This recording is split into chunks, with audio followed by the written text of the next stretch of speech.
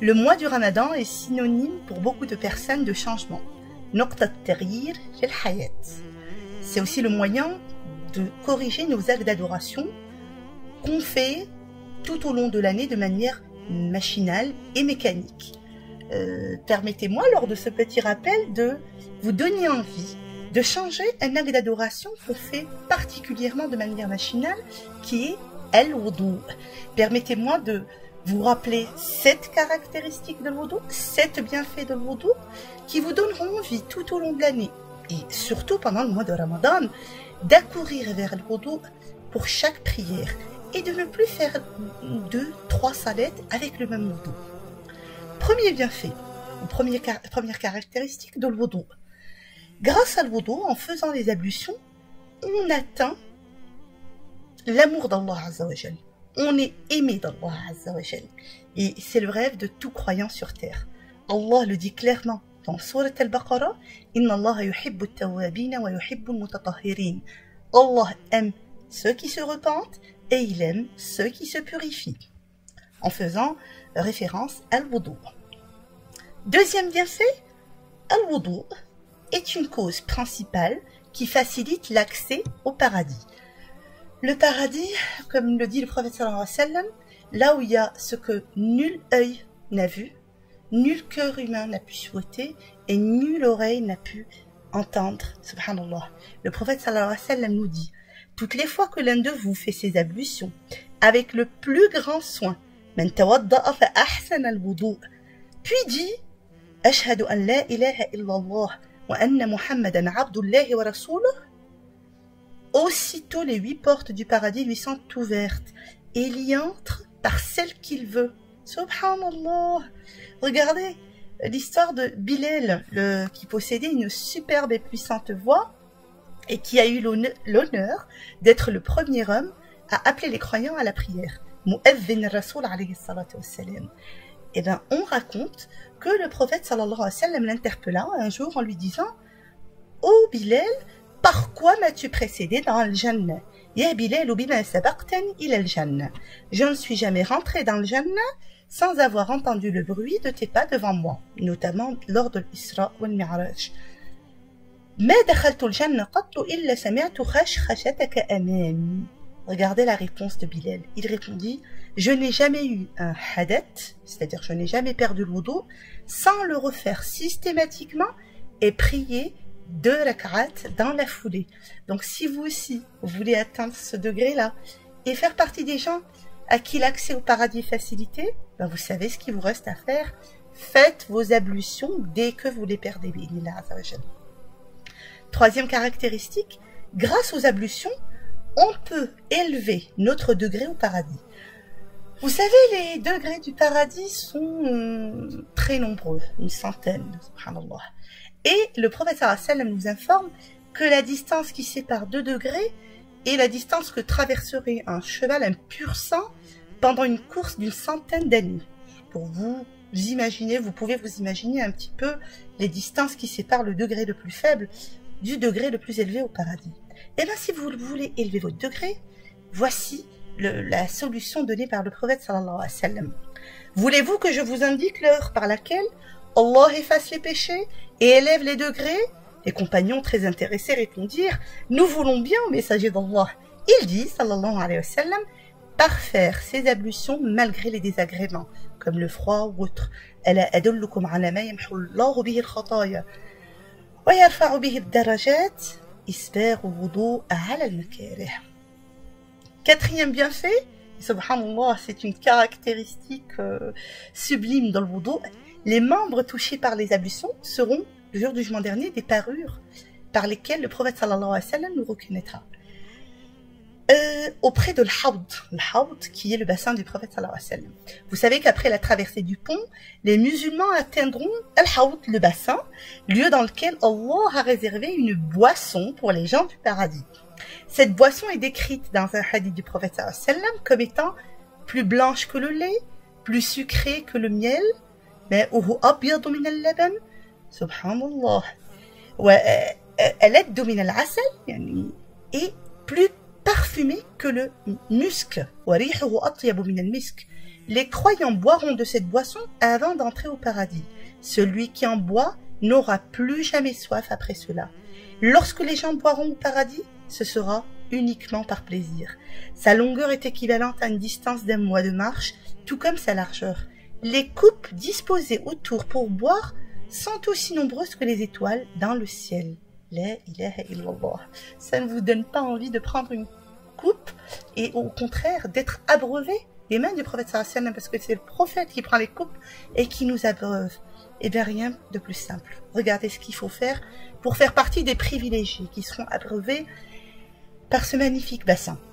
Le prophète sallallahu alayhi wa sallam, un jour en rentrant dans un cimetière, salua les défunts en disant « Salut à vous, salamun alaykum, demeure de gens croyants. Et nous devons, si Dieu veut, vous rejoindre, comme j'aurais voulu voir nos frères.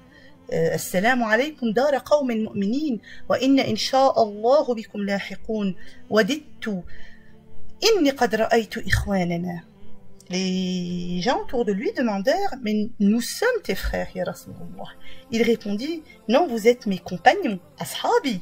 Mes frères, ce sont ceux qui viendront après. » Donc en parlant de ses frères, il parlait des musulmans qui n'ont pas vécu à son époque. Donc de vous qui écoutez, subhanallah. Ils dirent « Mais à quoi reconnaîtras-tu les gens de ta communauté qui ne sont pas encore venus, ya Rasulullah » Il répondit « Écoutez bien.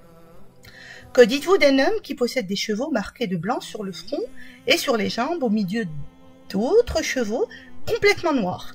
Est-il capable de reconnaître ses propres chevaux? » Ils répondirent par l'affirmative et il dit sallallahu alayhi wa sallam, ils viendront, donc les musulmans qui viendront après que le prophète n'est pas connu, ils viendront le jour de la résurrection, la face et les membres tout blancs du fait de leur ablution. Et c'est moi qui leur ouvrirai la route vers le bassin du paradis. Hadith rapporté par Muslim. Donc c'est le prophète qui leur ouvrirait la route vers le bassin du paradis. Ya Rabbi ja'alna minhum. Qu'Allah nous permette de faire partie d'eux. 5e bienfait ou 5e caractéristique, l'absolution des péchés. Tout ce qu'on fait en tant que croyant, c'est dans le but d'accroître nos hasanat et d'absoudre nos péchés. Un moyen très simple, très simple, qui ne coûte rien, c'est par faire ses ablutions, le plus souvent possible. Le prophète sallam nous dit dans un hadith authentique rapporté par Muslim, quand le musulman ou le croyant fait ses ablutions et qu'il se lave le visage, il sort avec l'eau toutes les fautes qu'il a commises en regardant avec ses yeux des choses interdites, bien entendu. Subhanallah. إذا غسل وجهه خرج من وجهه كل خطيئة نظر إليها بعينيه مع الماء. Subhanallah. Et quand il se lave les mains, il sort de ses mains avec l'eau toutes les fautes qu'il a commises avec ses mains. Quand il se lave les pieds, il sort avec l'eau toutes les fautes qu'il a commises en marchant avec ses pieds vers des endroits illicites, bien sûr. Tant et si bien qu'il sort complètement purifié de ses péchés. حتى يخرج نقيا من الذنوب. La ilaha illallah. J'aimerais qu'au prochain wudu, subhanallah, vous fassiez vos ablutions en pensant à tous les péchés qui sont en train de sortir et, alhamdulillah, quand vous avez fini, vous vous sentez purifié de vos péchés. La ilaha illallah. 6e caractéristique, le fait de faire ces ablutions juste avant de dormir fait qu'on dormira en état de al-fitra, de pureté originelle. Le prophète sallallahu alayhi wa sallam nous dit, quand vous vous mettez dans votre lit, faites vos ablutions. Comme vous faites vos ablutions pour la prière, mettez-vous sur votre côté droit et dites ce dua. Allahumma aslamtu nafsi ilayk. Ô Dieu, je me soumets pleinement à toi. Wa fawwadtu amri ilayk. Et je m'en remets totalement à toi dans les affaires me concernant. Wa alja'tu dhahriya ilayk. Subhanallah. رغبة ورهبة إليك لا ملجأ ولا منجى منك إلا إليك آمنت بكتابك الذي أنزلت وبنبيك الذي أرسلت. Donc, je m'en remets totalement à toi dans les affaires qui me concernent. C'est vers toi que j'oriente ma face.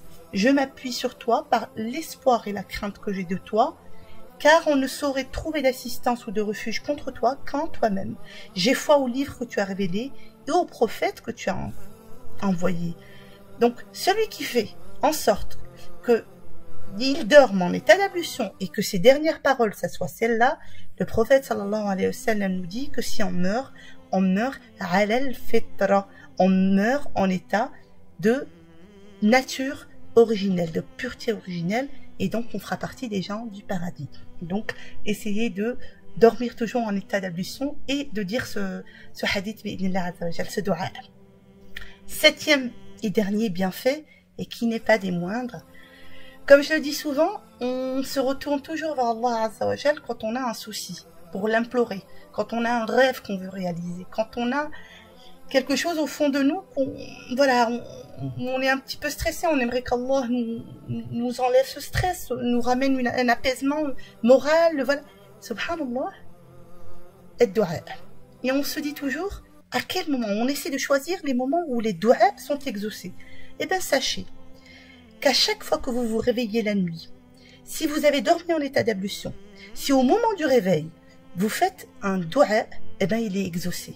Parce que vous aurez dormi en état d'ablution.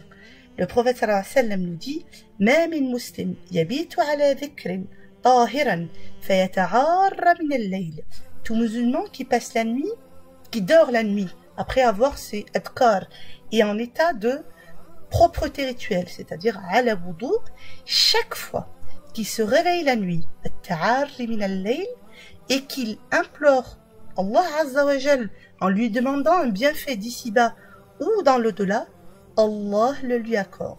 La ilaha illallah. Kull ma tataqallab. Donc chaque fois que tu te retournes la nuit, que tu ouvres les yeux, pense à faire un dua et sois sûr qu'Allah Azza wa Jal va te l'exaucer. Voilà. Donc à partir de demain, au moins tout au long de Ramadan, Inch'Allah, essayez de faire al-wudu toute la journée pour toutes vos prières. Dès que vous les perdez, et avant de, ne vous mettez pas au lit sans avoir fait al-wudu. Bi'idnillah Azza wa Jal. Et j'implore Allah Azza wa Jal qu'on se fasse partie de ceux qui écoutent la bonne parole et l'appliquent de suite. Salam alaikum wa rahmatullahi ta'ala wa barakatuh. Et à demain, Inch'Allah.